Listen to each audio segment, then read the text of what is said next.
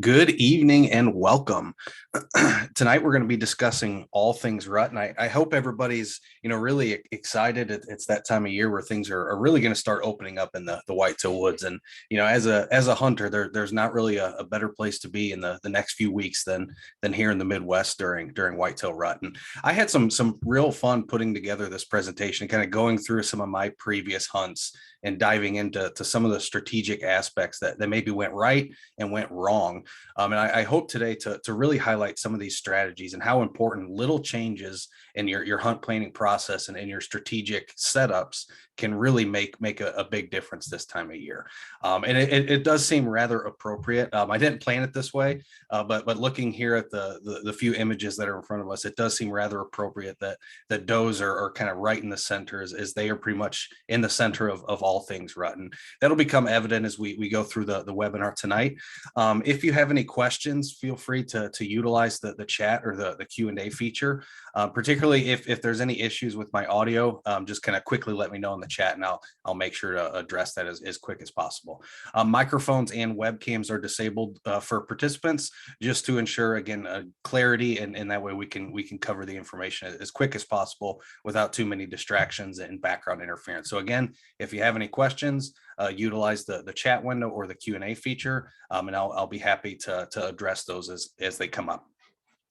Following this webinar, we will be sending an email with a copy of tonight's PowerPoint, a few other informative handouts that may reference some of the material that we discussed tonight. And there will also be a YouTube link to this recording. So if you happen to need to take off early or you have connection issues, this webinar is being recorded and will be distributed on our YouTube channel, and you will receive a link to that. But a quick overview of what we're going to talk about tonight. And when I was building this presentation, I really focused on a lot of the behavioral and ecological components of rut and why deer are doing what they're doing, because it's equally as important to understand what they're doing as it is to understand why they're doing it and when they're doing it. And so we'll first start off with a quick kind of overview of what rut is, what behavior we expect, and kind of a tentative timeline that rut seems to follow. There are several different stages of rut. We have the seeking phase, the chasing phase, which are arguably the two most, I would say, prolific phases of rut. Then we run into first estrus, tending phase, followed by a second estrus that's roughly 28 days after that first estrus cycle. And then there is a post-rut segment. And after we kind of go through, some behavioral changes and some habitat use changes and things like that, we'll really dive down into these strategies and how you can use some very basic strategies at different portions of rut. So I also do want to highlight, as we kind of go through all of these photographs of deer that you see throughout this presentation, I've taken throughout the years, all on DNR public property. So all of these photos you're seeing, these are deer that are readily commonly found on public land sites. And so there's always this concept that all public land, it just doesn't hold the big deer, and whether or not your motivation is desire to harvest that big mature buck. We all like seeing them. We all like hearing stories about, that big buck that's wandering around public land, and they can certainly be out there. And so I did want to highlight, as we kind of go through all these pictures were again taken on DNR property. So pretty cool stuff. But much of deer hunting can be really boiled down to a kind of singular concept, and that's this bed to feed pattern. So understanding where deer bed and where they feed. And this is a very strong strategy, particularly in earlier parts of the season and then towards the latter parts of the season, kind of on equal sides of rut. But what we're really going to focus on today is what's in between. And so your typical bed to feed pattern basically looks like this. You try to find a bedding area, you try to find a feeding area, and you try to get in between the two, in the hopes that you can catch deer going again from bedding to feeding or from feeding to bedding. But the issue with rut is a lot of times deer are not focused on feeding heavily.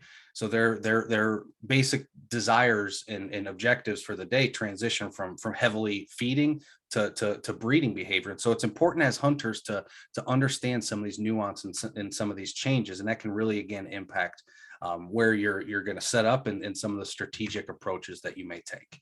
And so we'll quickly run through a little bit of background about rut. So rut is the mating season for deer.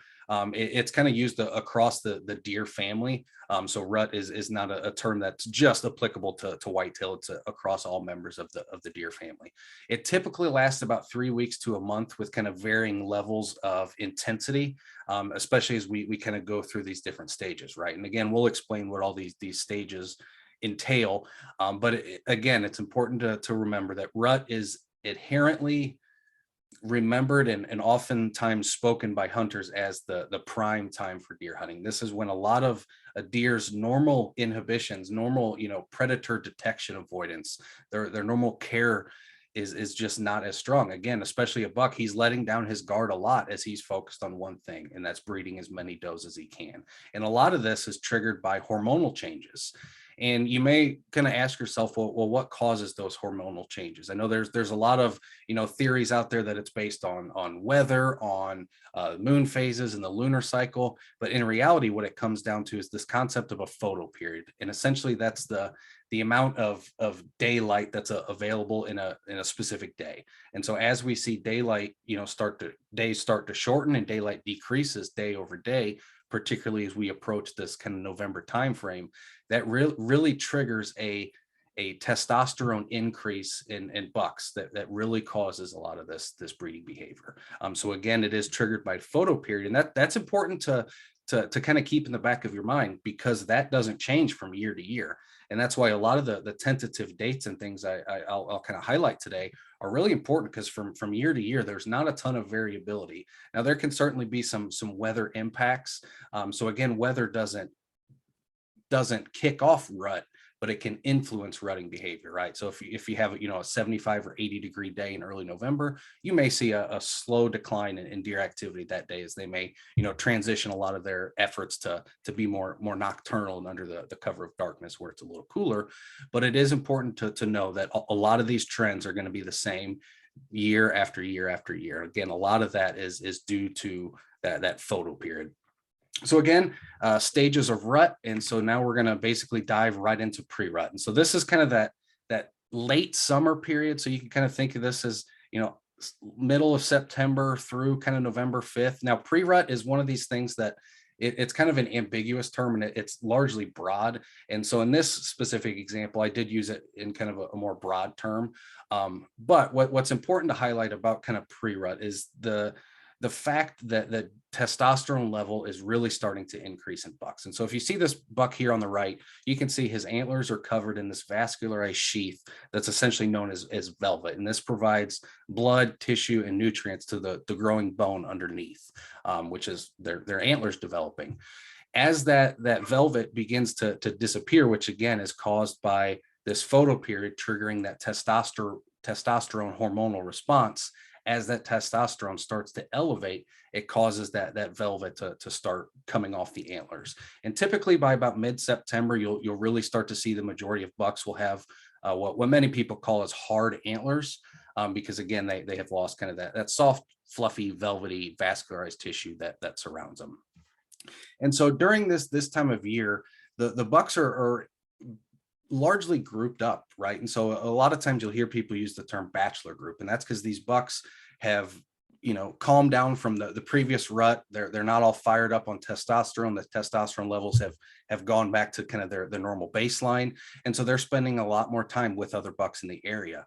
Now, as we start to transition to their velvet coming off, that's when we see that big shift where bucks will start to become a little bit more territorial. The bachelor groups will start to break up, and they'll begin dispersing and kind of identifying their own home range or their own home kind of territory.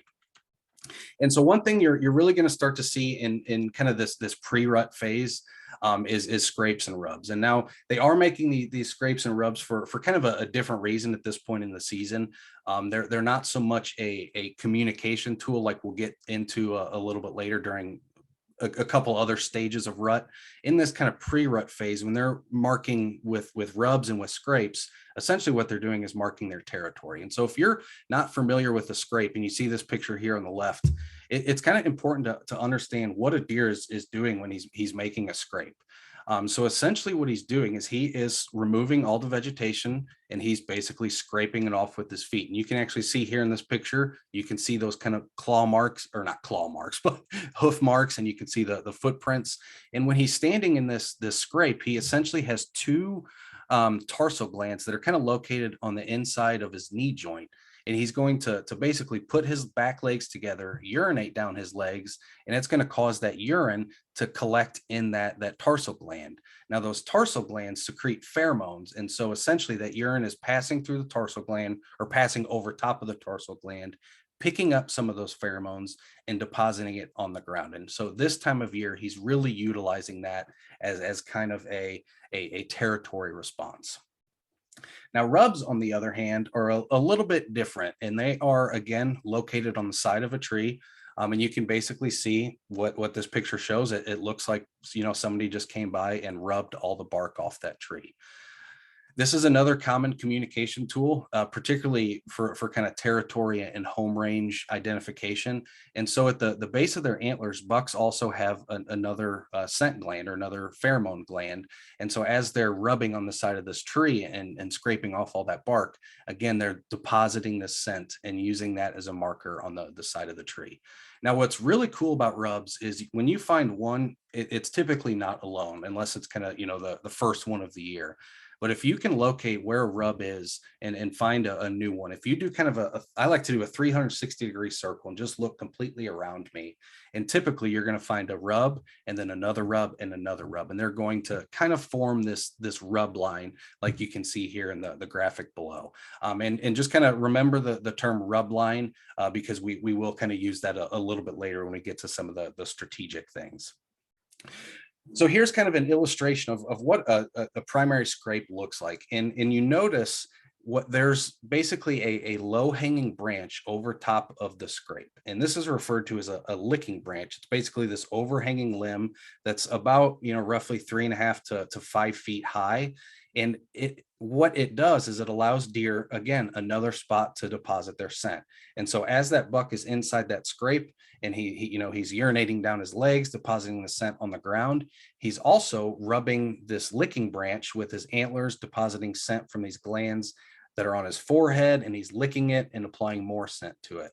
And once you start to realize what makes a good scrape location, you can really start to pinpoint what areas bucks are going to scrape. I know I've been out in a few places this year already, and scrapes are starting to become fairly common in the landscape, particularly in about the past week or so. They've really turned things on, and you'll get to the point where you can say, I bet there's a scrape underneath that branch at the edge of a field, because it just has one of those branches that looks perfect for a licking branch. And when a buck chooses his scrape location, he's choosing it based on that licking branch. And so if that licking branch catches your eye, chances are it's going to catch that buck's eye too. Now, typically, it is important to kind of understand where scrapes are being made and kind of why they're being made. So scrapes are, again, early in the season, they're kind of used as that territorial tool. But later in the year, they become more of a communication tool. And what they do is, again, that buck is urinating and depositing his scent. And now he's hoping a receptive doe is going to come by, smell that scrape and say, okay, I'm in estrus, I'm ready to breed. Then she's going to mark the scrape. And so what that means is this buck is going to be constantly checking these scrapes. He's going to come back fairly regularly. Typically they're going to visit a scrape every kind of 14 to 24 to 38 hours. As you get closer to kind of peak estrus, they'll start checking these scrapes a lot more often. And when he does check a scrape that has been visited by a receptive doe, and she deposited her scent in it, and she's ready to breed, she's in her estrus cycle, he will smell that. And then that's when he will start to basically pursue her, and he will start tracking her based on the scent. Because again, as she continues to walk, she's still going to be depositing scent. And that's how strong these deer's nose is to be able to pick up on these little micro droplets of estrus and really follow that deer until they can locate. And so we can kind of simulate this as a hunter. This is a little bit more of an aggressive approach, but it can certainly be productive. essentially it's kind of termed a deer drag or a lure drag, but essentially what you're going to do is locate a scrape that a buck is commonly visiting, and you're going to basically take doe estrus that you purchase from a store or whatever and drop a few drops in there, and you're basically tricking that buck to think, oh, a doe has been receptive to, is receptive to breed and she's visited my scrape, and then he's going to begin tracking her. And what some hunters will do is take a little ball of cotton, or even a tampon, and tie it to the end of a string and put a few more drops of that estrus and just kind of drag it all the way to your hunting location from that scrape. And there has been, lots of success over the years of people successfully harvesting a buck using that method. And as we go through this presentation, I'll kind of identify when would be key to use that strategy. But since we were kind of introducing scrapes here, I thought it was worth mentioning at this time. A few stories. Like I said, I'm going to kind of filter a lot of photos throughout this presentation, just from trail cameras that I've taken over the years, and also just my personal camera. But this kind of lends well to the scrape conversation. And so last year I was able to locate a scrape. It was probably about 100 yards west of a prominent doe bedding area. And as I mentioned, when I kind of introduced scrapes, the whole purpose of a buck is making a scrape, outside of kind of territorial defense and marking his territory, is to find receptive does. And so typically you're going to find these scrapes on common doe travel corridors, adjacent or near doe bedding areas, but in areas where that buck expects does to commonly be, so that they can basically pass by the scrape, and eventually when they're ready to breed, they'll utilize that scrape. And so I found this scrape. It was fairly early in the year. It was probably, oh gosh, October 22nd or 23rd when I first identified the scrape, and I put a trail camera on it. And within 2 or 3 days, I had several really nice bucks that you can see here visiting that same scrape. And again, that was during daylight hours. And so finding these scrapes that are very heavily visited by several bucks can be very productive. And so my theory, and you can see here's another buck basically using the same trail, going to that same scrape. This one was a few weeks later. Obviously you can see some of the leaf off in the trees, but being able to identify where these scrapes are and when they're using them are very important, because what's very common is this. And so this is that same kind of big 8-pointer that was back a few pictures ago on another travel route to another scrape, but basically in that same area. And that was this was the only daylight picture I have of this buck visiting these scrapes. And that is very common. The majority of bucks, especially mature bucks, are going to be taking and checking their scrapes in nocturnal hours. That's just kind of the nature of the beast. I kind of like to describe it as they don't get big and mature, especially on public land like these bucks are, by being dumb and by making mistakes. And so they do everything with a very cautious approach. And so when I find a scrape, like this, I may not go sit over that scrape immediately. I want to do a little bit more reconnaissance. I might hang a trail camera or two and see if those bucks are actually hitting it in daylight hours, or like this one, if most of that activity is nocturnal. Because if a lot of that activity is nocturnal, I'm going to take a step back and try to find another approach to try to make a play at that deer, instead of focusing on that scrape that he's only visiting between 2 o'clock in the morning and 4 o'clock in the morning. But now we'll really dive into the different phases of rut and what you can expect to see. And again, I'm kind of using this pre-rut to become basically a broad term. And so I do qualify seeking and the chasing phase as kind of a portion of pre-rut. But this is kind of a 2-week period prior to the big estrus cycle, when the majority of does are going to enter that estrus. This is a little bit ahead of time. The bucks are really starting to elevate that level of testosterone that is starting to peak. It's not quite peaking. It's not going to peak until probably about the second and late first week in November to the second week in November. Kind of that November 7th through November 14th is kind of a good time frame to remember. And so that testosterone is starting to elevate. And what I see a lot in the seeking phase is you'll see a lot of younger bucks getting up and doing rut-like behavior just a little bit early. And I kind of like to think of it as, it's your high schooler going through puberty for the first time. They're not really certain the changes that are occurring through their body, and they're not really sure, how to react or what to do. And so they're just, out there chasing does, looking for does, making scrapes. Where a lot of the big bucks, they're still being a little bit more cautious.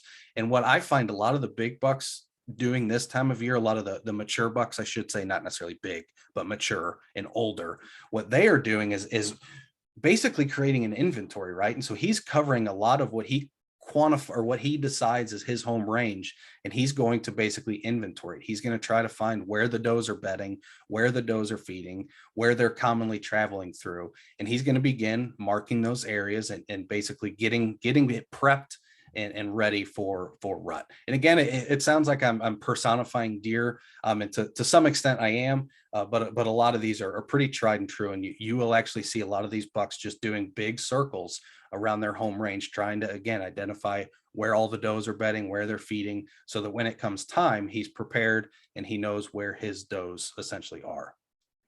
Now, during this seeking phase, you'll start to see a real uptick in the number of rubs and scrapes. And again, prior to this, a lot of those rubs and scrapes were more territorial and kind of, marking their home range, where now we're getting to the point where these scrapes and rubs are becoming more of a communication tool between bucks and does, or between bucks and other bucks. And so we're thinking a little bit differently about these scrapes now, right? And one thing I do want to kind of mention again is that these scrapes are often visited at night. I know when I first started getting into deer hunting really heavily, as a kid, when I found a scrape, I was, you always see on TV these beautiful images of this buck just walking up to a scrape, and just a perfect picture shot for TV. And that was what I thought always happened when you found a scrape. And so a lot of times when I first started hunting, I'd find a scrape and I would sit on that single scrape for, gosh, probably 2 weeks total, and I'd never see that buck come through, And again, it's because he's visiting these in daylight hours. So I just want to re-emphasize that point, that just because you find deer sign doesn't mean that buck is going to be using that deer sign when you're there or during legal shooting hours. So just kind of keep that in mind. But these, as the seeking phase continues to become a thing, you will notice bucks and does will start to visit the scrapes more frequently. Prior to this, the does won't be having too much interaction with the scrapes, but once that estrus cycle starts, again, they haven't entered the estrus cycle, but those pheromones are starting to become present. And it is starting to cause them to transition to hitting these scrapes. And the tentative dates, you're kind of looking at October 24th through November 5th. So this is pretty much where we're at right now. I was actually out this weekend on a piece of public land. Obviously, we got a ton of rain, so it did impact deer movement a little bit. But I did see quite a bit of seeking activity. I saw several what I would call young bucks, probably a year and a half to 2.5 years old, doing a lot of circling on the downwind side of bedding areas.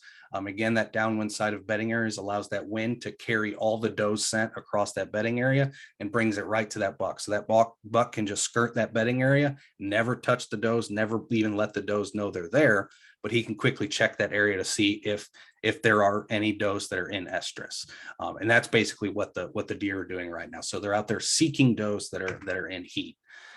Now, in the next stage, and this is arguably, I think, the most action-packed. It's not necessarily my favorite time to hunt. My favorite time to hunt during a rut is the seeking phase. I find a lot of bucks up on their feet, and I find them a little bit more predictable. As we get to the chasing phase, they become a little bit more unpredictable, and they kind of just go where the does are to some extent. But again, this immediately follows the seeking phase, and you can best describe it as does are almost in estrus. They're almost receptive to breed. They're almost ready to breed, and the bucks know it. And so the bucks, again, they can start picking up on these micro scent pheromones that are basically developing in the does as this estrus cycle kicks off. They can pick up on it. I forget where the research came out of. I think it was Cornell, but they did basically a pretty in-depth study looking at pheromone secretions, and they found evidence that deer could pick up the estrus, that bucks could pick up a doe's estrus cycle about 15 days prior to her being, full into that cycle. And that puts us right at about this time frame. And so typically we're thinking, that the big Estrus day is about November 12th to 15th, like you see here. So this is a pretty good time frame of when bucks are really starting to pick up on those scents, and they're starting to harass does. And so it is not uncommon, especially if you're in an area that has one of the first hot does. And by hot, I just mean in estrus cycle. If you have one of the first does in heat or the first hot does, you may have 5, 6, 7 different bucks come through, all chasing her. Now, it won't necessarily be at the same time. You may have one buck come through right on her tail, another one come through a few minutes, another one, and another one, and another one, as they all pick up on her trail from varying distances, but they will all be trying to chase her. And so finding, again, that if you're in an area with that one hot doe, that first doe in heat, it can be the hunt of a lifetime. But again, they're going to be communicating heavily with the scrapes and rubs, and we're basically right at the doorstep of where it kind of breaks wide open. And that's what I like to describe as kind of this peak rut or this estrus phase. So this is when the majority of does have entered estrus cycle and they are willing and ready to breed. And this is when buck movement will basically just break wide open. They're not going to focus on feeding, on drinking, on bedding, on sleeping, on doing anything but breeding as many does as they possibly can. Now, once they find a receptive doe, they will basically take her into a secluded area. Typically, it's in very thick cover that's hard to access, and he will basically stay with her and will not let her leave until she is basically done breeding. And so he will be with her about 24 to 36 hours. Some people call this the lockdown phase. I kind of call it a tending phase because this buck is tending the doe. They'll breed. They'll go back to bedding for a few hours. They'll get up and breed again, and they'll just repeat this process for about 24 to 36 hours. And that's why it can be very difficult to hunt during this lockdown or tending phase, because again, a lot of the mature bucks and a lot of the does are off in the thick cover. They're not moving around, they're not feeding, and they're just basically locked in there for a few days until they finish breeding. And so you will actually hear there's a lot of hunters who really don't hunt during this phase of the rut, just because again the number of deer on the landscape has kind of reduced a little bit. So just something to keep in mind. But you can certainly still be productive, because after that buck finishes breeding his first initial doe and he's with her for that 24 to 36 hours, he will eventually leave her and he will go and search for another doe. And depending on the kind of buck to doe ratio at the property that you're hunting, that can really impact whether or not he has competition to go find another doe, or if he doesn't. And what you'll see in a lot of cases, if there's a lot of does out there, you will start to see the young bucks step up and start to chase does, especially as the mature bucks are off tending and doing lockdown with their own doe. That's when you'll see kind of an uptick in some of these younger bucks as they feel a little bit more comfortable now as the big brother's hidden away and he's not gonna beat me up this time. So what follows after kind of that first estrus cycles, we do have kind of a slowdown where deer will go back to feeding and bedding in that normal kind of bed to feed pattern. But then we also have what a lot of people call second rut. I prefer just to kind of use the term second estrus, because it's not, a separate rut. It is a separate estrus cycle. And so any doe that was not successfully bred during the first estrus cycle, she will re-enter about 28 days after that first cycle, and you will see some basic rut behavior. Now, you definitely will not see the totality or the intensity of activity that you saw during that first estrus cycle, but you certainly will see a little uptick. And something to also mention is that a lot of the doe fawns, so the does that were born last year, will be about 6 to 8 months old at this point, depending on, again, when she was born and all that stuff. But some of these more mature doe fawns will also be ready to breed by this second estrus cycle. And so you will see, again, those unbred does, or those successfully unbred does, and then some of the doe fawns re-entering that estrus cycle. And then we have this transition back to post rut. And that's where, the bucks have lost a lot of their body weight and they need to pack on caloric and fat reserves basically for the impending winter. And so you're going to see a lot of strategies that we kind of detail later on. We'll focus back on feeding kind of into the latter portions of December and throughout January. As winter is here, it's cold and deer know it. So that's kind of a quick overview of rut ecology, but now we're really going to take a step back and apply some of the concepts that we just discussed and really focus on how we can kind of use this as a strategic advantage to some extent. Now, you probably heard me discuss the downwind side of bedding areas. If you've sat through some of our other webinars, like a deer stand placement strategies webinar, I've kind of highlighted the same concept. This is the primary method that I utilize and that many other hunters utilize during this kind of seeking and chasing phase. Again, think back to what the bucks are doing this time of year. They're kind of inventorying the area. They're starting to seek out and see if there are any does that are in estrus yet. And so basically what we're going to do is try to hunt areas that the buck is going to be searching for does. And the downwind side of a bedding area is a great example of that.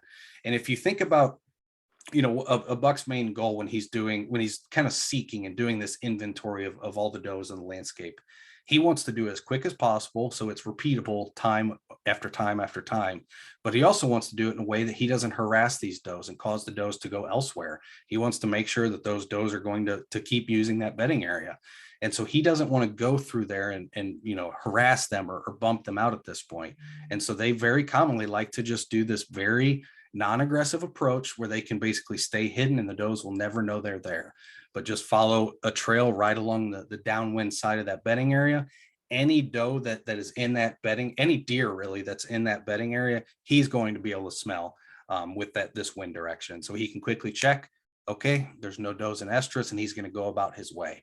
And so my favorite strategy for the seeking and kind of chasing phase is downwind side of bedding areas in the morning and downwind side of feeding areas in the evening.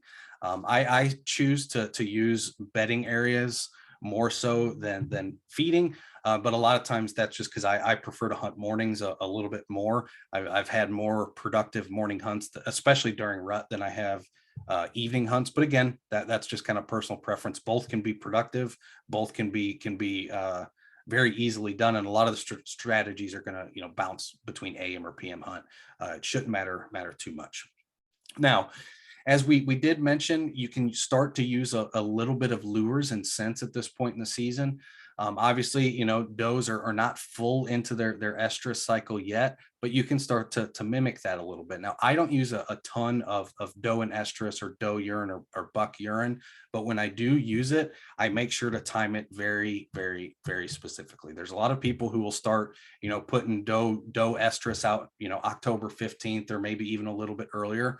And sure, you may have some success with that, but I prefer to stay a little bit more in tune with what's actually happening out there. I feel like it provides a level of comfort to the deer, and it causes them to not be as concerned, right? If they all of a sudden start smelling doe and estrus and it's August or September, they're like, well, that doesn't seem quite right.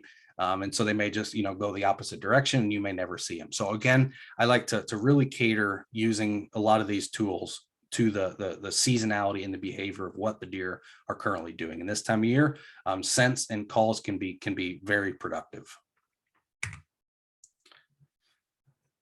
My primary method, again, is hunting the downwind side of bedding areas, but what I'm really focused on is hunting cold fronts. I always try to plan my hunt strategy around weather, especially during rut. Now, I did mention that weather does not basically trigger rut or does not influence the start of rut, but it certainly does influence deer activity.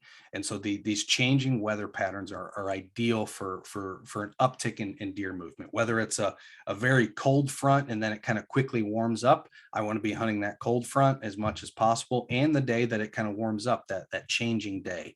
But ideally what I'm looking for is we have 4 or 5 days in the 60s, maybe it touches the 70s, and then we have a day where the highs in the 30 or 40s in November, those are the days that rut is really made for. And those are the days that I will probably do an all day sit where I basically sit in my stand from sun up until sundown.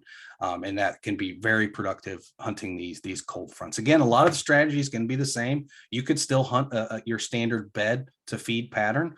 That can certainly be productive, especially if it's an area that the does are frequently traveling that same travel corridor. Because again, the bucks are going to check where the does are. And so he may check the travel corridor instead of the bedding area. But again, I really like to focus on these changing weather patterns and cold fronts. Another thing I want to really point out, and a few of the next strategies will make this evident, but scout. I feel like a lot of hunters, and I know I was guilty of it when I first started hunting. I basically, all summer I'm out scouting, and I kind of do a lot of August and September scouting, and then October rolls around and I just hunt. I don't do a ton of scouting.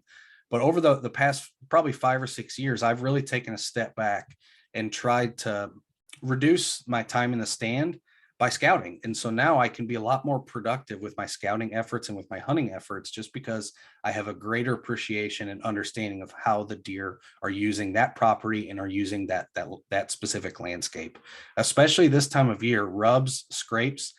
If you were out scouting, early October and you never scouted again, you're missing out on all the rut sign that's being laid out there for you. And so again, these scouting trips during this time of year can be very productive. Now, if you are on public land, like I hunt, I try to avoid disturbing other hunters as much as possible. And so I'm not out there scouting at, sun up or sundown. Typically, I try to do kind of the non-hunting peak times. And so most hunters are going to hunt from, legal shooting light in the morning till about 10 o'clock. That's when they kind of get down, go back to the truck for lunch and go home, or, do their own thing. And then typically at about 1 or 2 o'clock, they'll start coming back out. And so a lot of my, scouting during this time is that 11 a.m. to 1 p.m. when I don't expect many hunters to still be in the woods, and hope that I don't disturb their hunts. Now, I do want to also say, avoid walking through bedding areas this time of year. Excuse me. If you locate an area that you think is a potential bedding area, I normally like to confirm that it's a bedding area by walking through it and seeing if I can actually identify where a deer bed is.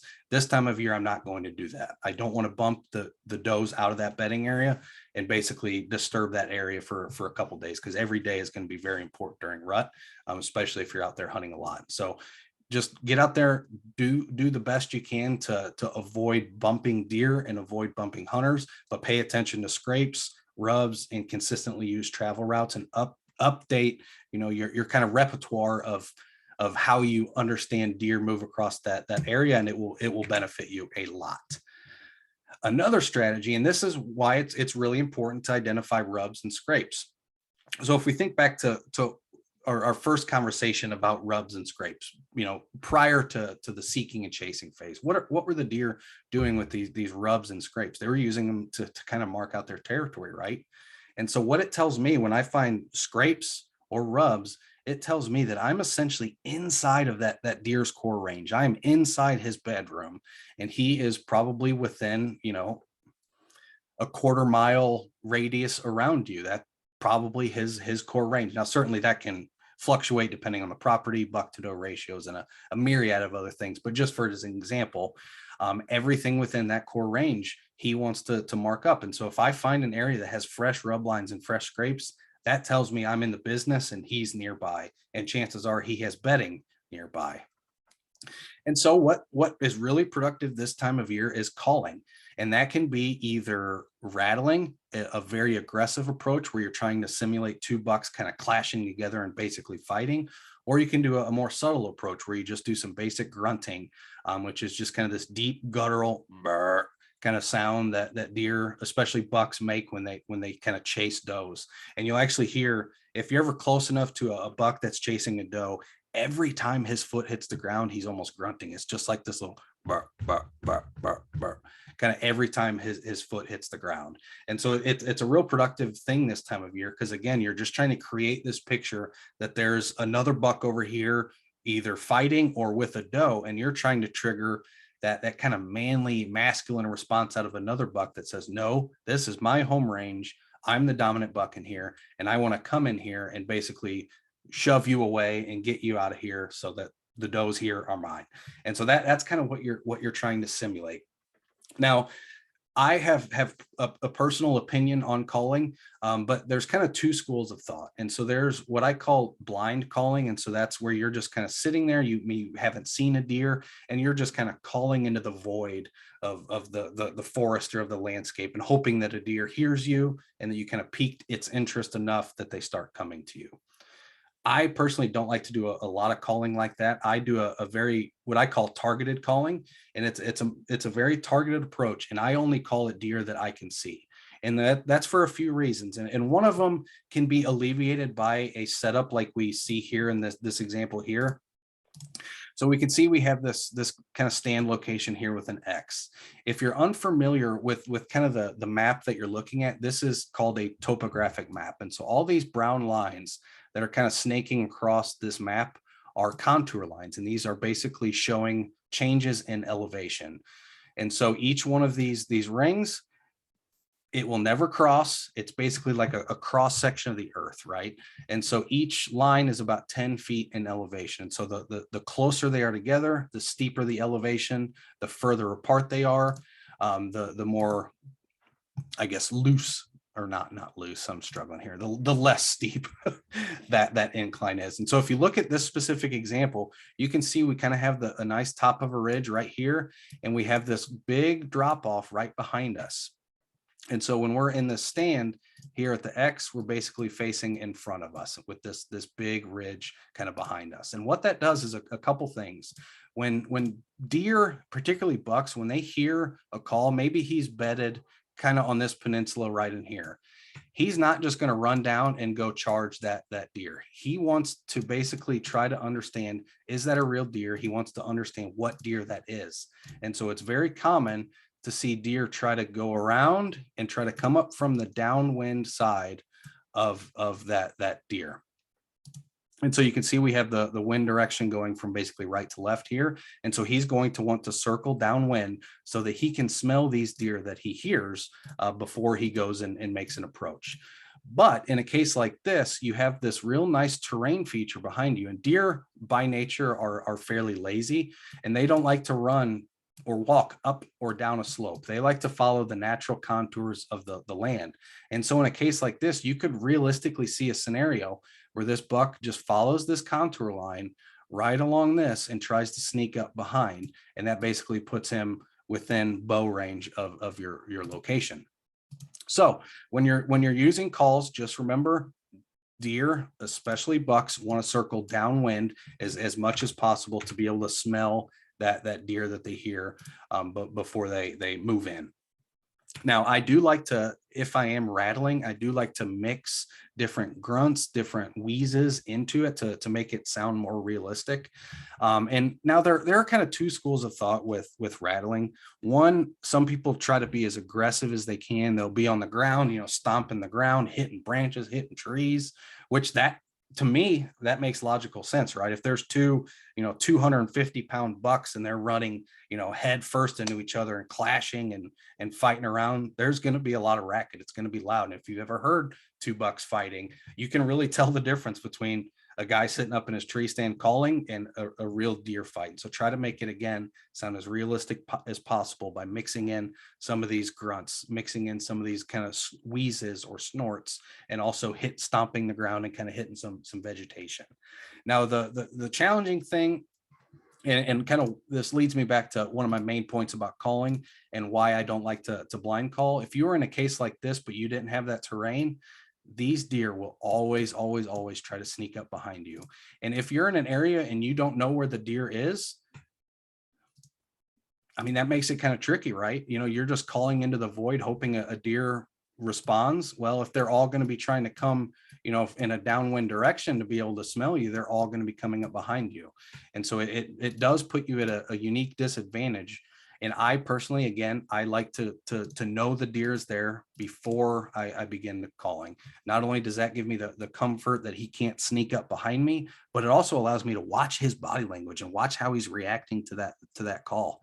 And even just kind of as a side note, if you're ever, hunting out deer hunting and you have you know, a little buck come by, or maybe a little doe come by, or maybe a buck that's out of range, and you know, you just can't shoot it for whatever reason, I recommend pulling out your call and just not playing with it, but just see how that deer reacts to it, and see what to look for. And what I'm looking for, especially in a case like, let's use this kind of same example we have here on the map. So we've got my stand location, and let's say I see a buck kind of sneak out of this corner of the field right here. Well, what I'm going to do is I'm going to watch him. And let's say we're in the seeking and chasing phase. So let's say it's Halloween, it's October 31st, rut, you know, is here, things are starting to get exciting, and I have this buck step out into a field, and I can't tell if he's going to come my direction or if he's going to basically kind of sneak around and just do this kind of number and basically go out of his way. What I like to do is I want to watch that deer for a little bit. I don't call to them right away. So let's say he enters this field. I'm going to watch him for a few seconds, maybe a few minutes, and see what he does. And if you're new to deer hunting, or new to rut hunting, bucks have a very deliberately slow method of movement, unless they're chasing a hot doe. I have had instances where I've had, you know, a buck in front of me for, oh my God, it felt like an hour, and the thing only walked, you know, 15 or 20 yards. They'll take a few steps, stop, take a few steps, stop. And so that whole time I'm just going to watch him, see what he's doing, see where he wants to go. If he starts to make it look like he's going to make this kind of move here, where he's going to basically go completely out of my range and I'm never going to see him, that's when I'm going to start making a call.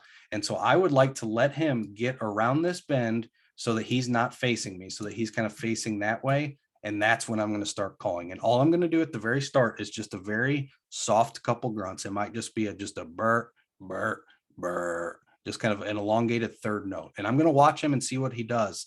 If he tucks his ears back and his whole, you know, hair and fur puffs up, and he basically turns directly at you and is, you know, lined up looking right at you, it's time to grab your bow, because chances are he's coming in ready, and he's coming in ready to fight. But if he does one of these things where he's just a little bit more cautious, or maybe he doesn't even hear it. Sometimes they don't hear it. And at that point, I might try something a little louder to get his attention, and then I'll go back to those softer notes. But if he's not responding to my calls, a lot of times I will just let that deer go. I don't want to sit there and call and overcall and overcall and overcall, because all I'm doing is educating that buck for my next potential encounter. And so I like to take a real laid back approach, especially because I hunt exclusively public land. And so the deer that I come across have probably been called at hundreds of times. So for me, it's almost more important to just sit back, relax, and let the play out, and not try to force it too much by calling, because you can certainly overcall, and you can really cause these deer to be a little bit more cautious. But another kind of interesting idea that you can use this time of year is basically the same approach, but in an area like this, you kind of have a unique advantage, because we have this nice slope behind us. But let's say we don't have the slope behind us. Maybe it's just a little fence row with another big open field behind us. Well, any deer that steps out, they're going to instantly, again, we're going to imagine this big corridor here is gone. They're going to be able to see if a deer is behind them and through there, and see if there's actually a deer making a call. And if they don't see that deer, and they feel like they should see that deer, they will turn around and they will run off. They will avoid the area because something doesn't feel right to them. And so in a situation like this, where you have a lot of thick cover and you have some terrain, it can act as the same principle, because it makes them think, oh, really can't see in there anyway. And so they may have to come in to close the distance to be able to see if a deer is actually in there. But again, back to the scenario, let's say this is more of an open field. You can use a decoy to basically simulate that deer that's out there. And that now gives that deer a visual cue of what he's hearing. And so as he hears these sounds, well, now he's got a visual deer that he can see, and he will start to approach it. Now, which way is he going to approach? Exactly. I know I can't hear you guys, but I know you're mumbling it out there in your own head. Again, he's going to try to come up to the rear. And what does that do in a case like this, where we're, set up with the decoy about 40 yards ahead of us? When he circles downwind, where's that going to put him? basically right in our shooting range, right in our shooting lane. And so using some of these tools just to, again, keep that deer's eye off you, to focus, a little bit more so on the decoy, that can be effective. Now, I will say I personally don't utilize decoys very often. Again, I hunt public land, so I do a lot of walking, and I find carrying a big decoy to become more cumbersome. But I would say if you are using a decoy, try to reduce the amount of residual human scent on the decoy as much as possible. So spray it down or wipe it down with some scent killing material. Even if you just use baking soda and water, that'll certainly help quite a bit. And you can also use some lure scents. If you're using a buck decoy, you can certainly put some buck urine on it. If you're using a doe decoy, maybe you're not doing a rattling type scenario, but maybe you just want to put a doe decoy out in the field so that, when that buck steps out, there's a doe right there. And then he goes in to start chasing, or you can put some doe estrus on it that way. But I will say, again, as you're carrying this decoy, do be conscious of safety. I would recommend wearing some blaze orange while you are carrying out that big brown carcass, just to, again, maintain that safety. Another really important tactic this time of year is hunting these primary scrapes. Now, I did say a lot of times these scrapes are being hit at night, but there are instances, obviously, where deer are hitting them during daylight hours. And if you can put together a pattern of an individual buck targeting a scrape between, let's say 1 p.m. to 4 p.m. and he does it, every couple of days. Well, that's a real pattern that you can start to put together, and you can start to hunt on. But again, just use some common sense. Use some trail cameras can really help tell you if they're visiting it at night. Now, what I will say on public land, a lot of the scrapes I have found, like this scrape here at the bottom, I actually just found this a few days ago, and it's on the edge of a really big field. And I can pretty much just say with almost 100% certainty that if I were to put a camera on this, that there would be very little daylight buck activity visiting this specific scrape. And again, it's just because of where it is. It doesn't have a lot of cover. It can be seen quickly from the road and from the parking lots. And so a lot of times scrapes like those are going to be visited more so at night. And so just kind of use some common sense. If it's in an area that has a lot of thick cover surrounding it, that may be one they feel a little bit safer visiting during daylight hours. Excuse me. Now we move into the estrus phase. And so again, we've kind of gone through the seeking and chasing phase. And now I should kind of clarify a little bit. You'll probably notice I didn't use too many, chasing examples, because in a lot of cases, my strategy for seeking and chasing is very similar. I don't really distinguish between the seeking phase and chasing phase. I'm still hunting kind of the same strategies, and that's basically hunting where the does are and where the bucks are going to be looking for the does. Now, as we enter this estrus cycle, this is when things start to basically open up. And so this is when it can become a little bit difficult as a hunter, especially because the deer are not as predictable as they once were. Their activity level is increasing substantially. However, they're just kind of not as predictable. They're just kind of running across the countryside.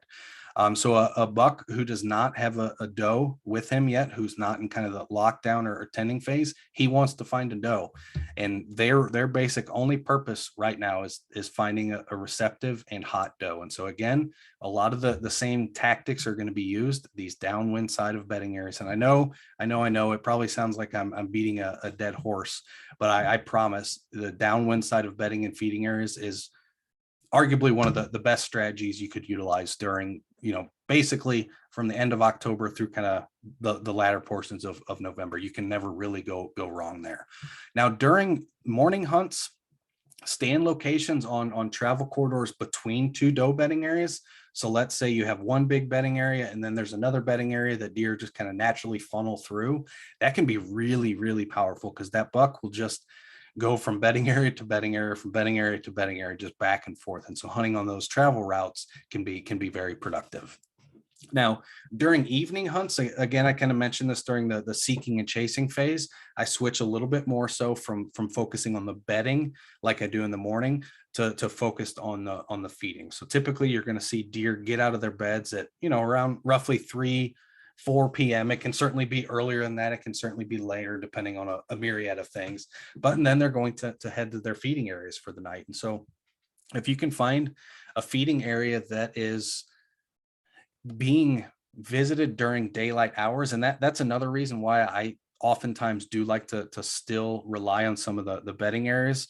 If you're hunting on public land, you will start to notice pressure will start to have an impact on these deer, especially this time of year. I know a lot of their normal inhibitions are kind of relaxed and they're not as cautious as they once were, but they are noticing a giant uptick in the amount of disturbances in the woods. They don't necessarily know that it's hunters, but they know they're getting kicked out of their bed at 4 o'clock in the morning by some, metal clanking around, flashlight wearing thing, and it's starting to freak them out. And so you may notice that their feeding activity is a little bit more nocturnal. And those are the cases where I'm going to stay focused on hunting the downwind side of the bedding areas, or hunting travel routes that are coming into or leaving a bedding area. And if you have, let's kind of take a step back. If you have an area like this, so this kind of purple polygon here that we've kind of marked out as a doe bedding area. And these are pretty typical of doe bedding areas. You kind of have this overgrown field where you can see the forest is basically slowly starting to take over that area. And it's not, the open area that it once was. And it's basically thicker than thick can possibly be. It is important to try to identify where deer are exiting and entering a bedding area. It could be down here. It could be over here. Having that information is very important. So in areas like this, I like to do what I call reconnaissance hunts. And this is a pretty good example of it here, is we have a good wind direction coming out of the north, blowing south, so we can have a stand right here on the south side. So we're not blowing our wind across that bedding area. And I'm going to do what I call a reconnaissance hunts. I'm still going to be watching for those bucks to come on the downwind side as they're kind of cruising for these does. But my primary method for hunting here this day is to watch how the does are entering and how they're leaving that bedding area. And being in an area like this, where I have the wind blowing from the deer to me, not from me across the bedding area, it gives me a real easy approach that I can get in there without disturbing those deer, but have a good watch and see how they're utilizing, how they're moving through this bedding area, because that will tell you what the buck's going to do. If in this case, maybe they always exit out of this corner in the field, and there's a nice little travel route that kind of comes down this way, chances are there'll probably be a scrape right in that corner. That's a common strategy, again, for making scrapes on these kind of leading trails that are leading into or out of a bedding area. Because again, he wants as many does as possible to stumble across that scrape. And one thing we can do as a hunter, and I like to try it this time of year, I might try it a little bit earlier, maybe during the seeking and chasing phase, is you can create a mock scrape. If you find an area that it looks like there should be a scrape there, you as a hunter can make a scrape there, and the deer will start using it. And so you can basically do the same thing. Find a tree that looks like it has that perfect licking branch, start kicking all the vegetation, exposing the dirt, and drop. You don't have to drop, but some people will drop some doe pee in it, some buck urine in it. Other hunters will just kind of urinate in it themselves. The theory there is that deer can smell that it's pee, but they can't necessarily know that it's human. Now, there is some evidence that deer can tell between male and female urine, but they can't tell between animal and human. So just something to think about. But making these mock scrapes in an area like this will start to cause bucks to consistently hit these areas. And so maybe he's making this round, or maybe you expect a buck to be making this kind of natural cruise line on the downwind side, but you're not seeing him consistent enough. Maybe you create a scrape here, and now he thinks, oh, there's another buck in this area that thinks he's dominant and thinks that this doe bedding area is his, where in reality, it's not, but you're essentially trying to trick him into that. And that may cause him to more consistently make this travel route so that he can freshen up the scrape that's here that you artificially made, so that he can keep freshening this up and keep freshening it up and keep freshening it up. And so you can use that as a strategy. And again, I like to use that at the very tail end of the seeking phase, as we end the seeking and chasing phase, and as we enter this kind of estrus phase. And if I'm making a mock scrape, I will usually, again, an area like this looks pretty prime to me, the edge of a field, especially if those does are kind of funneling out of the bedding area like this. And I will go in there. The first day I'll make the scrape. The next day I may come by and drop some buck urine in it. And then a couple days later, I might try to add some doe estrus in it. And again, just hoping to convince that buck to make this a normal part of his kind of inventory round as he's checking all these doe bedding areas and looking for that doe and heat. Another one of my favorite strategies, and I actually showed in this picture or in this slide, you can see 3 different bucks here I've harvested. All 3 of these bucks were shot at about between 12:30 in the afternoon till about 1:30 in the afternoon. And so again, the majority of deer hunters and the majority of, especially historically, my deer activity, I would focus on, again, the first couple hours of the day and the last couple hours of the day. During rut is the time where I will make a change, and I will do what I call all day hunts. Now, again, not everybody, can devote the time or the energy to do so. But I say that to say midday can be extremely effective during this estrus phase, and especially on public land.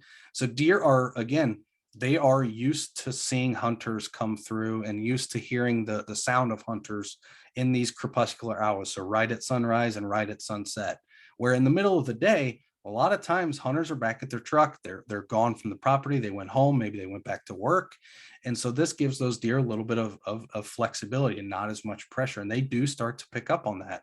And so these midday or all day hunts can be extremely, extremely productive. And I do want to point out this picture here on the right.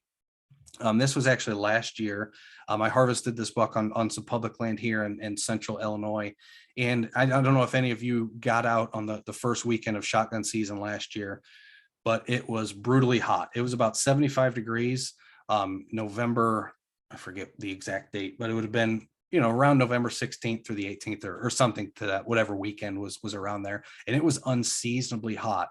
And this deer was still extremely active at about 12:30. He came through.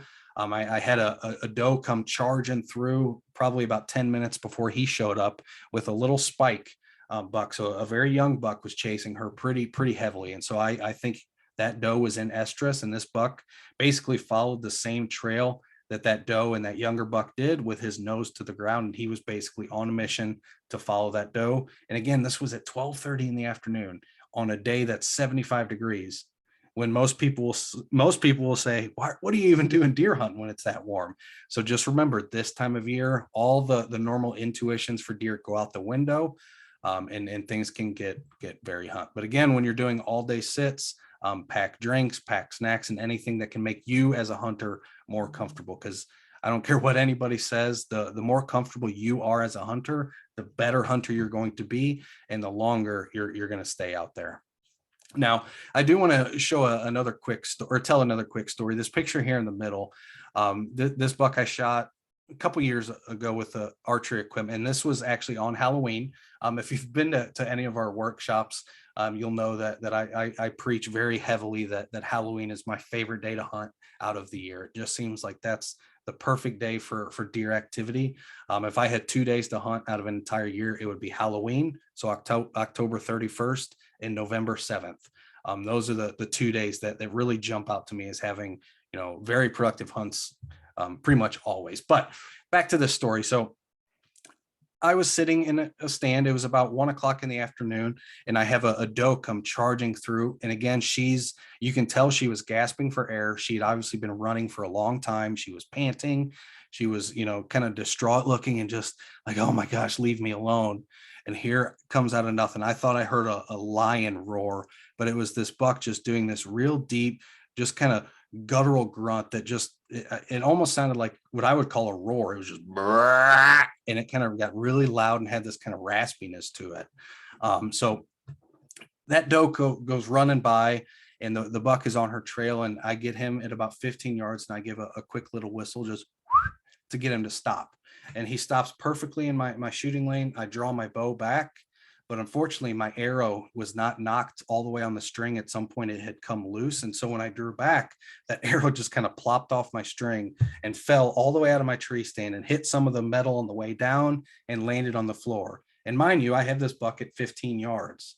He was so fixated on breeding that doe, he never once looked at me. I had time to grab another arrow out of my quiver that was in my backpack that was hanging on the tree, grab it, knock, draw back, and shoot, all with this bucket at 15 yards, making a ton of noise and racket, mind you, because I'm nervous, I'm shaking, the adrenaline's going. But he was so fixated on that doe that nothing else mattered. And so that's the power of rut, and why rut hunting is so fascinating and so intriguing for many people. Is a lot of these normal inhibitions just go out the window as bucks are focused on one thing. So those are just a couple stories, but again, back to the point, all day hunts can be very productive during kind of this peak estrus phase. Now, as we get towards this tending phase, this is when things get a little bit slower. I normally will kind of take off here. I've been hunting quite a bit, very heavily up into this point, through the seeking and chasing phase into the estrus phase. But now we hit this lockdown phase, and that's normally where I kind of take a step back. I'm usually going upland hunting, trying to chase some pheasant or quail, or maybe doing some duck hunting. But this is again when those bucks and does are going to be locked in the very thick cover, and they're going to be doing their actual breeding, and they will be in there for, again, about 24 to 48 hours, breeding multiple times over this time frame. And it can be pretty difficult to hunt, especially if you're really focused on an individual mature buck. And if you're focused on an individual mature buck that maybe you've had pictures of on your trail cameras, or you've had several encounters with them over time, this is when it can be very difficult to hunt, because if that buck is off tending a doe, you're not going to see them. They're going to be gone again for 24 to 36 hours. But again, like I mentioned a little bit earlier, you will see a slight uptick in activity from the younger bucks, as a lot of those mature bucks are now basically removed from the landscape because they're locked down with does. That gives these younger bucks a little bit more confidence and a little bit more freedom to start chasing and harassing does themselves, in the hope that they can find a receptive doe and then go through the lockdown tending phase themselves. And so this is typically that kind of third week in November can be a little bit difficult, because again, these bucks are going to be off with does. So my main strategy is find thick cover adjacent to a bedding area. So in this example, I was actually hunting somewhere probably right in there when I encountered a buck tending a doe in this area, and he was with that doe. I got up in my stand at probably around 12:30 or 1 o'clock in the afternoon, and I saw them stand up at one point. All I could see was the tips of his antlers. And if you've ever been in the woods, deer hunting in low light conditions, your eyes always play with you. You always think you see silhouettes or shadows of deer. Well, this day I was seeing what I thought I saw was just antler time. And I was like, is that my mind playing trick on me? Because, they'd pop up for a few seconds, then to go away. And it'd be 10 or 15 minutes, it'd pop up and go away. And so it was this whole game of cat and mouse. And finally the doe stood up and I could see her, but they were locked up there for about four hours during my entire sit. I never once saw them leave that little thicket. And I think what really pulled them to this area where they're at is they have some pretty good cover on pretty much all sides. And it's a very thick area. And it's also what I would assume is her bedding location. This whole kind of field down here is a pretty commonly used doe bedding area. Oops, sorry about that. And so I imagine she was kind of using that as her bedding area when he encountered her and basically started chasing her. But to continue the story, I actually came back the next morning. And so it was, 20 hours or so since I first, not 20 hours, I'm bad at math, sorry, about 12 hours since I last saw them. I came back to the same spot, sat in the same stand, hoping that at some point they would finish breeding in this area and they would kind of meander through. And so you've heard me use the term funnel a few times, and especially if you've been to some of our other programs, but this is a really good example of a funnel here. And so you essentially have a wide open area that's acts as a doe bedding area. And I know from personal experience, this is also another area that acts as a doe bedding area. And so you have this nice funnel between the two that gives them real good cover on either side. And you can see deer don't like to walk through the middle of a field. Now they certainly will, but they don't like to. They like to have cover and they like to maintain cover. And so I was hoping that they would just kind of sneak out and kind of make their way through this funnel, and I could pick off a nice 30-yard shot or so and make that shot. Never once did they get up. They were here, and that was actually, I think I did an all-day sit there if I can recall correctly, but I never once saw them leave this spot. After about 36 hours, I went back and I didn't see them over there. So I kind of went to just kind of look at the area and see what it looked like, just for, again, to learn. And there was 5 or 6 different bed sites right in here, and they were gone. But I would imagine they were in there for about 30 hours, just kind of doing their thing. So again, it can be very difficult to hunt when they're in this tending phase. And so again, that's why I take it off usually, but you still can have some productive and fun hunts during that. But as you get to this lockdown phase, we can again still be focused on this downwind side of bedding areas, because again, not every buck is going to be with the doe. A lot of them will be, but there will still be those younger bucks and some of those older mature bucks who just for whatever reason haven't found a receptive doe yet. They will still be looking, and so they're still going to be cruising these downwind side of bedding areas. Another thing I like to focus on is back to basics. So we kind of entered this, we've entered the seeking and chasing phase. We've gone through the estrus cycle. They've tended and they've actually done their breeding. And now we're at this period where things are starting to slow back down. I did mention that we do have a second estrus cycle. Some people do refer to this as a second rut, but in reality, it's just kind of an extension of the same rut. It's just the unbred does are entering their second estrus cycle. We do see a little bit of an uptick in deer activity and in rutting behavior, but it is certainly, like I mentioned earlier, not anywhere near the intensity that first estrus cycle or session is. So when we get to this point in the season, so we're thinking again 28 days after that initial estrus cycle. So that initial estrus cycle is roughly, if we go back, we're thinking November 12th through about the 17th, somewhere in there is going to be that peak day. And so about 28 days after that is going to be kind of that second week in November. So December 10th through about the 14th is kind of a good guesstimation to some extent. But I personally don't do a lot of rut hunting during the second estrus cycle. I will go back to the basics, and I will go back to your standard bed to feed pattern. I find that to be a lot more predictable and a lot more productive than trying to hunt some of the remaining does that may have not been bred yet. Because especially if we think about what deer need to do at this point of the year and what they need to do in this stage of their life, they need to put on fat. They need to put on calories. They need to get the fat reserves built back up.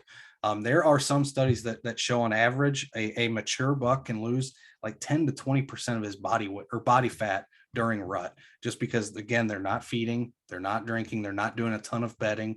They're out there running the landscape, searching for does, chasing does, and breeding does. They know winter is coming, and so they have to make a pretty drastic shift back to feeding efforts to really basically build up those fat reserves for the impending winter. And so that's when I'm going back to the bed to feed pattern, and I'm pretty much going to focus on that for the remainder of the season. Now, there are a few things that can make your life a lot easier in kind of this post-rut phase. And that's the nice thing is there's not a ton of food left on the landscape. Particularly this year, I'm a little concerned about a lot of my hunting areas. I actually went out to one of our sites 2 days ago on public because I had a friend who was out there, and he checked his trail cameras, and 3 of his trail cameras were underwater because we got so much rain over the past few days that it really flooded a lot of the bottomland areas. And so I think not only is that pushing these deer out of some of the bottomland areas and pushing them more upland, so keep that in mind over the next couple of weeks that we may see some changes just due to the amount of precipitation and rain that we've got. But what I'm really concerned is in a lot of these areas, there's a pretty big abundance of oak trees in these bottoms. And if you know about deer love acorns. That's one of their primary food sources throughout the year.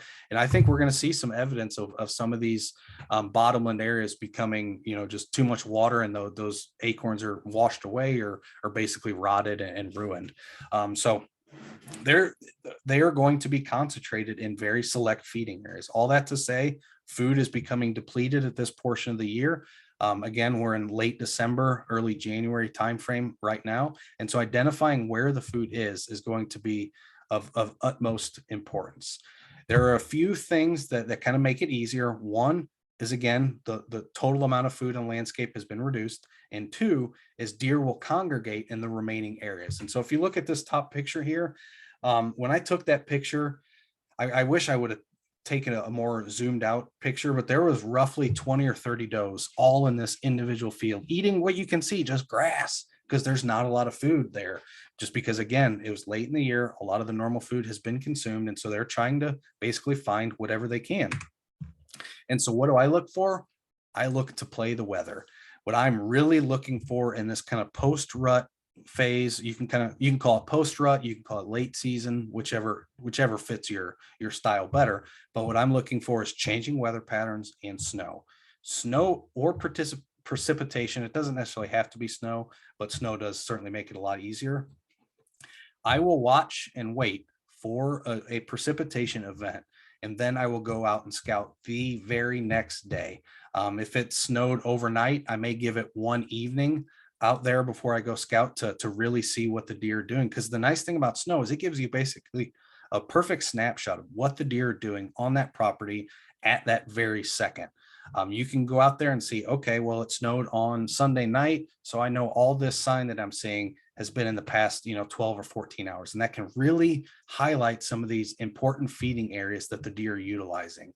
And if you ever find a field that looks like, somebody played a full game of tackle football 11v11 out there, it will be destroyed. The deer will be pawing through the snow, trying to dig up acorns, trying to dig up tubers and any little plant that's in that field, whatever they're feeding on. But it is very evident. So I always pay attention to these snow events, and I will get back out there and do some scouting to try to identify where these kind of congregated feeding areas are. And then I'll make a play to try to basically get in there with them. Now, another thing I'm looking for, in addition to weather, is changing weather patterns. I kind of mentioned it back a little bit ago when we were talking in the seeking and chasing phase of how important these changing weather patterns are, but they are extremely important this time of year as well.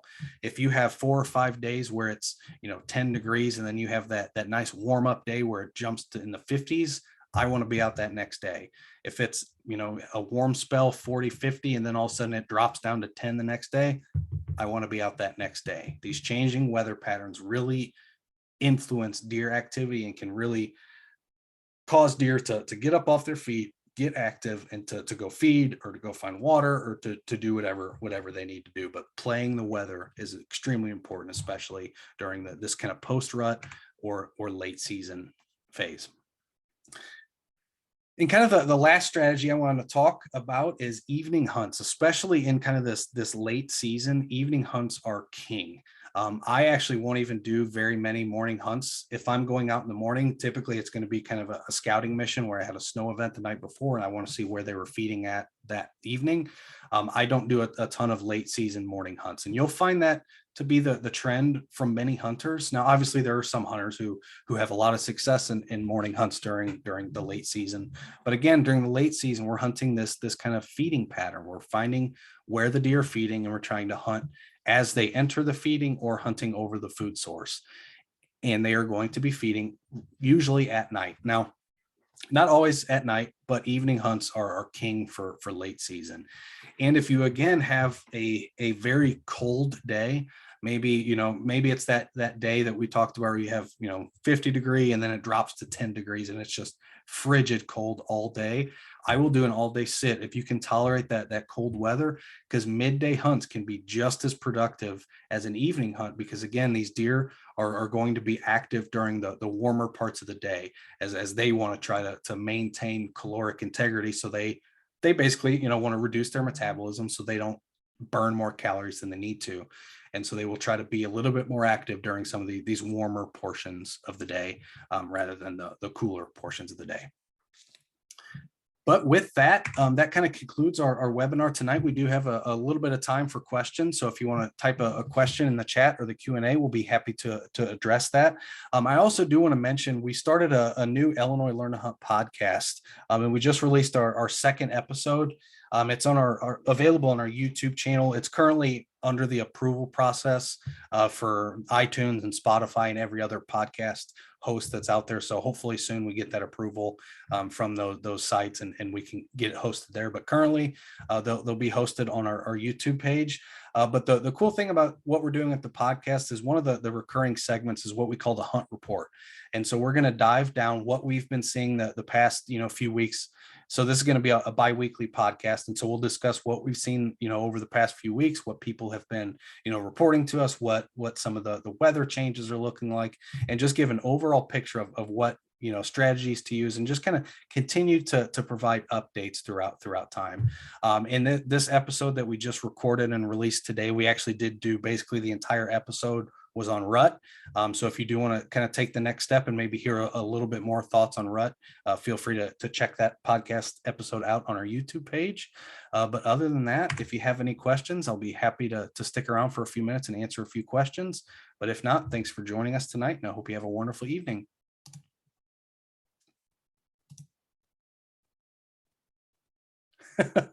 Thanks, Kurt, but go Blues. Sorry, I had to throw it in there.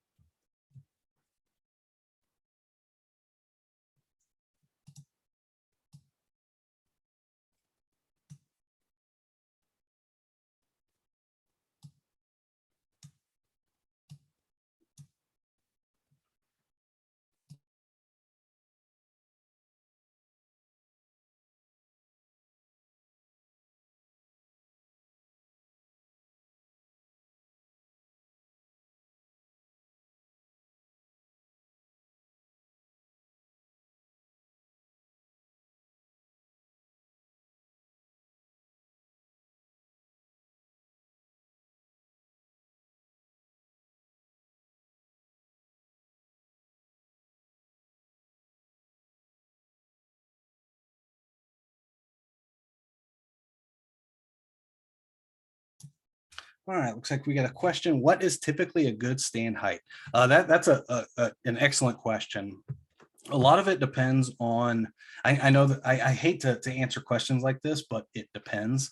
What I look for is not necessarily a set height that I want to try to reach. What I more focus on is what is the area that I'm hunting tell me, right? So, some areas, if you get up 30 feet, you're almost too high, because then the canopy of all the other surrounding trees are kind of blocking, excuse me, are kind of blocking you. Where if you're too low, you might have some of the understory trees that are also blocking. And so a lot of times it's really playing what the habitat looks like. But typically when I'm hunting out of a climber stand, I'm probably 15 to 20 feet up. I don't find it to be advantageous to go much higher than that. My brother, God love him, but when we started hunting together as kids, he was, probably 15 at the time. I was 13. He would always go, 40, 50 feet up in the tree. I just look at, what are you doing up there? By the time your arrow hits the ground, it's not going to be at the right trajectory. It's going to take forever to get there. So there is a balance there, but I think, roughly 15 to 20 feet is kind of the maximum height I personally like to go. And I will say a lot of my public land efforts have shifted the past few years, and I have actually not used a tree stand in probably 2 or 3 years. And a lot of that is tree stands can be very good, but they can also limit where you can hunt, right? And so not only did we just discuss, tree stand height, but you also have to find the perfect tree in the perfect spot that's at the perfect height, that doesn't have, and all these different things. I have found as a public land hunter, I can be a lot more mobile, and I can hunt in a ton of areas that other people won't hunt, because they will not, because they want to use a tree stand, for lack of a better way to say it. There are some hunters who will only exclusively hunt out of tree stands. The concept of ground hunting is kind of foreign, where I've had plenty of success hunting on the ground with archer equipment, so it can certainly be done. And again, it allows me to hunt in a lot of areas where other people can't, because they're so focused on, I have to hunt out of a tree stand, so I've got to find the perfect tree, that they'll just overlook an area entirely. And that allows me to get in there and do my thing on the ground and have quite a bit of success. So I hope that answers your question. I know it's not a perfect response, but again, just make sure you're going as high as you feel safe. You don't want to go, much higher than that. But good question.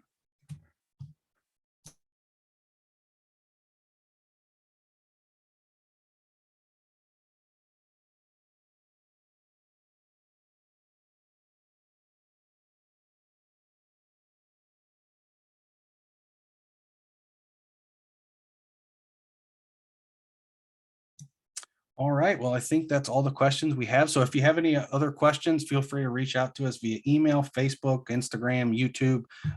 Any of those, we'll be happy to provide you an answer. And I want to thank you all for joining us tonight, and hope you have a successful rut. It's a great time to be a deer hunter. Things are starting to get exciting. Things are starting to get fun. So thanks for joining us tonight, and have a wonderful and safe hunting season.